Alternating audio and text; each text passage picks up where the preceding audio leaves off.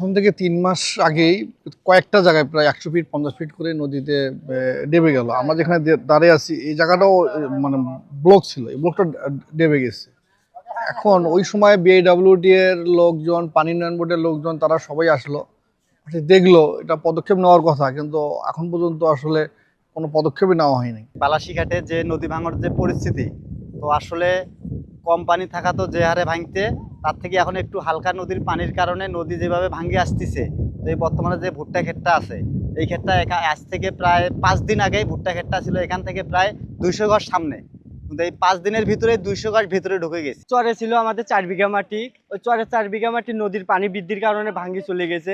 আমাদের এপারে আবার 6 বিঘা মাটি নাগানো আছে, 6 বিঘার মধ্যে এই যে নদী আবার ভাঙন ধরছে।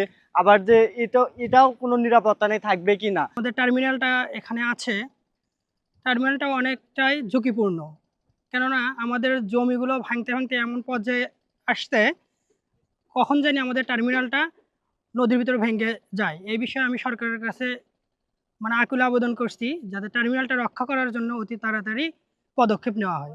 ইতিমধ্যে আমরা বালাসীঘাটে ভিজিট করেছি। ওখানে এখনো আমাদের গাইড ওয়াল থেকে 15 মিটার ডিস্টেন্স সেফ ডিস্টেন্স আছে। তারপরেও যেহেতু নদীর পানি বাড়ার সাথে সাথে ওখানে ভাঙন দেখা দিচ্ছে, আমরা ব্যবস্থা নেওয়ার জন্য ইতিমধ্যে ঊর্ধ্বতন কর্তৃপক্ষকে জানিয়েছি। যদি ব্যাপক আকার ধারণ করে বা ভাঙনটা বেড়ে যায়, আমরা দ্রুত ব্যবস্থা নেব।